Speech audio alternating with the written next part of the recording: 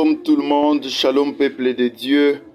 Je suis votre frère, votre fils, Gilles le vôtre. Je suis chantre de l'Éternel et berger de l'église AEJC à Kinshasa, à Kingasani Mikondo. Il m'a été demandé de nous exhorter ce soir et l'Esprit de Dieu m'a conduit de vous parler d'un thème qui est dans Daniel 11, verset 32. La Bible dit ceci: il séduira par des flatteries les traîtres de l'alliance, mais ceux du peuple qui connaîtront leur Dieu agiront avec fidélité, avec fermeté. Ils séduiront par des flatteries les traîtres de l'alliance, mais ceux du peuple qui connaîtront leur Dieu agiront avec fermeté. Alléluia. Est-ce qu'on peut acclamer pour la gloire de Dieu?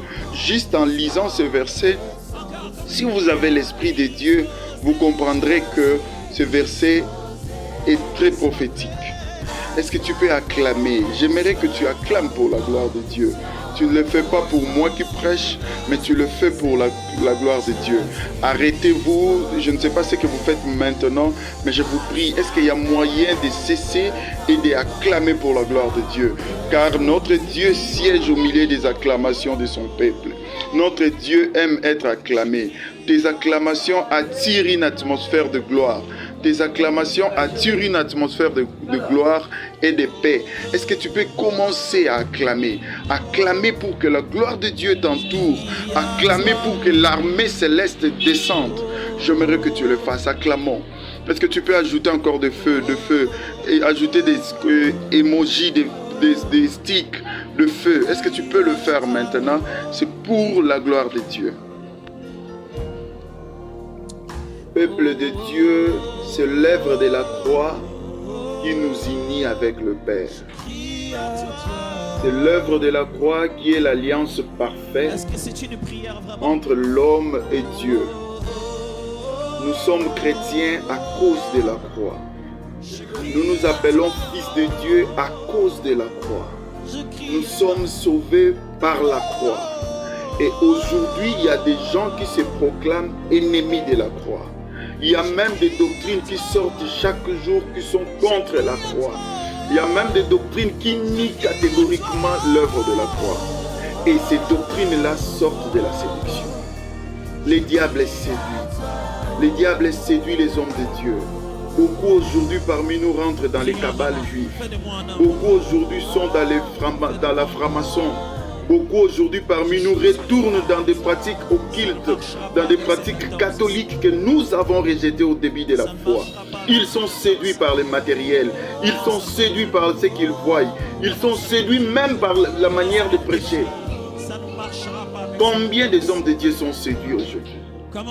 Et Daniel l'a dit il y a longtemps.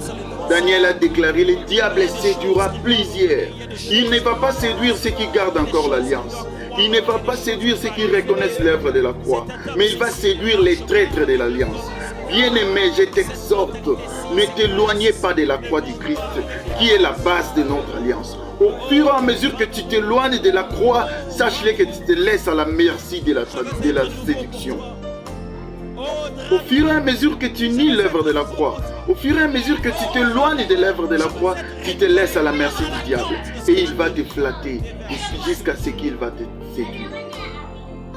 Gardez-vous de la séduction actuelle, peuple de Dieu. Le diable séduit. Ils peuvent vous séduire même par les voyages. Ils peuvent vous séduire même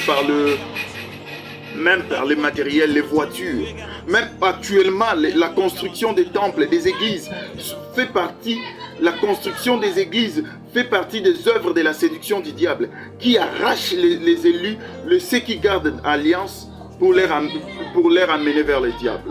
Soyez très prudents. Ce que j'aime dans ces passages, c'est la suite.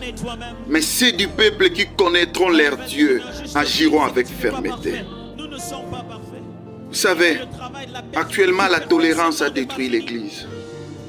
Voyez, il faudrait tolérer, ce sont des humains, ce sont comme tolérer l'homosexualité, ce sont des gens tolérés. On tolère tout, jusqu'à laisser la chair à des païens, des musiciens païens, jusqu'à donner les micros à des députés, à des musiciens païens, jusqu'à donner les micros aux impurs. La tolérance. Mais c'est du peuple qui connaîtront leur Dieu, agiront avec fermeté. La Bible dit, vous connaîtrez la vérité et la vérité vous affranchira. Il y a une force dans la connaissance. Connais ton Dieu et reste ferme. Il faut savoir dire non s'il faut dire non et dire oui s'il faut dire oui. Même Christ l'a dit, que ton oui reste oui, que ton non reste non. On n'est pas des milliers. Si tu es tiède, on va te rejeter. Il est temps que ta position soit connue. Si je ne suis pas d'accord que l'homme de Dieu soit politicien, fasse la politique, je le dirai tout haut. Si je ne suis pas d'accord que l'homme de Dieu puisse divorcer ou sur le divorce, je le dirai tout haut. Il est temps qu'on puisse connaître quelle est ta position sur l'homosexualité. Il est temps qu'on puisse connaître quelle est ta position sur le mariage, quelle est ta position sur le ministère de la femme. Attention à la neutralité. La neutralité est occulte. La neutralité n'est pas de notre Dieu. Il faudrait prendre une position et que ta position soit claire et connue de tous. C'est du peuple qui connaîtront leur Dieu, agiront avec fidélité. J'aimerais que tu sois un de ceux qui ont connu leur Dieu. On ne peut pas abandonner Dieu parce qu'on est en Europe. Non, je ne peux pas changer. Je ne gêne pas parce que je suis en Afrique. Je gêne parce que la Bible me les recommande. Je ne prie pas parce que je suis en Afrique. Je prie parce que j'aime Dieu. Il est temps que ta position soit connue. Il est temps de quitter les tergiversations. Quittez la neutralité. Éloignez-vous de la tolérance. Ne tolérez pas tout à cause de cet humanisme. Attention, l'évangile n'est pas humanisme. L'évangile est céleste. L'évangile ne s'adapte pas aux hommes. Non, non. L'évangile n'a rien à voir avec la culture. C'est que la Bible dit non, même si tu es en Afrique, même si tu es en Europe, c'est non. Ne te laisse pas séduire par des prophètes actuels. Ne te laisse pas séduire par les diables. Attention, moi je dis aux gens, la gentillesse n'est pas un fruit du Saint-Esprit. Méfiez-vous de la gentillesse. Méfiez-vous de la séduction. Méfiez-vous de la flatterie de certains hommes de Dieu qui t'entourent. Il peut venir, moi je te recommande d'aller dans telle banque pour... Pourquoi? Si Dieu ne t'a pas dit de bâtir, ne bâtis pas. Parce que tu ne sois pas séduit, parce que les autres ont battu, moi aussi je dois bâtir. Non. Même les ministères, on n'exerce pas les ministères dans la séduction. C'est du peuple qui connaîtront leur Dieu, agiront avec fidélité. Je t'en prie, même dans l'adoration, on cherche entre. L'adoration est liée à la connaissance. Jésus dit, vous adorez celui que vous ne connaissez pas. Je ne voudrais pas qu'un jour on puisse te dire, je ne t'ai jamais connu. Cette phrase me fait peur quand je pense à ça. Dis, mais j'ai chassé les démons, j'ai parlé à ton nom, j'ai prêché à ton nom. Mais le maître lui répond, je ne t'ai jamais connu. Je ne voudrais pas qu'on puisse dire ça de toi. Je ne voudrais pas que le maître un jour puisse déclarer sur toi que je ne t'ai jamais connu. Il est temps de donner ta position. Même ta femme, même ton mari doit savoir ta position. Même tes enfants doivent savoir que être en Europe, être aux États-Unis, être à l'Occident ne change pas mon identité, car la foi, car Jésus n'est pas un Européen. Je bénis Dieu pour ces moments d'exhortation.